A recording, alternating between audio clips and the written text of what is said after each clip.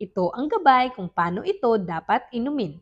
Ang unang dapat tandaan ay uminom ng isang pill araw-araw hanggang 21 days. Magsimulang uminom ng first pill sa unang araw ng regla. Example, ngayong araw ay March 3, 2023, araw ng Biyernes, at unang araw din ng iyong regla. Ang unang pill na iyong dapat inumin ay ang pill na sa unang Biyernes sa pakete ng Dayan.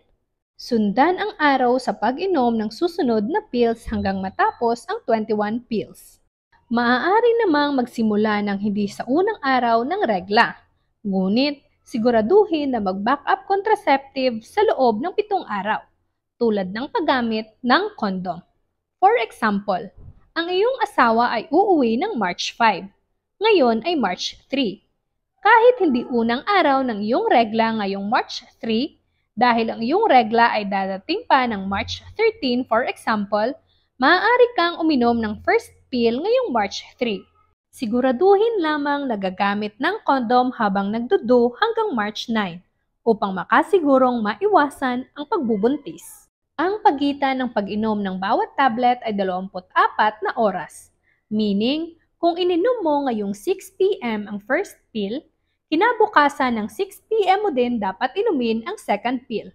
Dapat consistent na 6 p.m. ang pag-inom hanggang matapos ang ika-21 pill.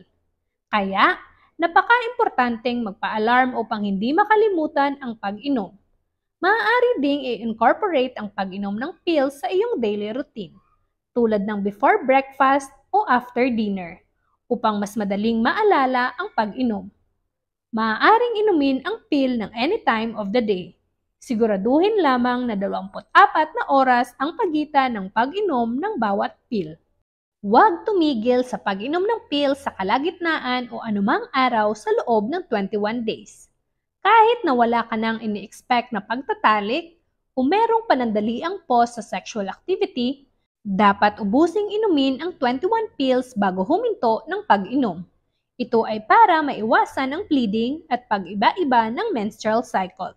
Pagkatapos maubos ang isang pakete ng Dayan, meaning pagkatapos inumin ang ika-21 pill, huwag ka agad mag-start ng bagong pack sa loob ng 7 araw. Ito ay tinatawag na 7 pill free days. Ito ay kailangan upang makomplete ang normal na 28-day cycle ng isang babae. Sa mga araw na ito, dapat dumating ang iyong regla. Mga 2 to 3 days pagkatapos inumin ang last pill, inaasahan na darating ang regla.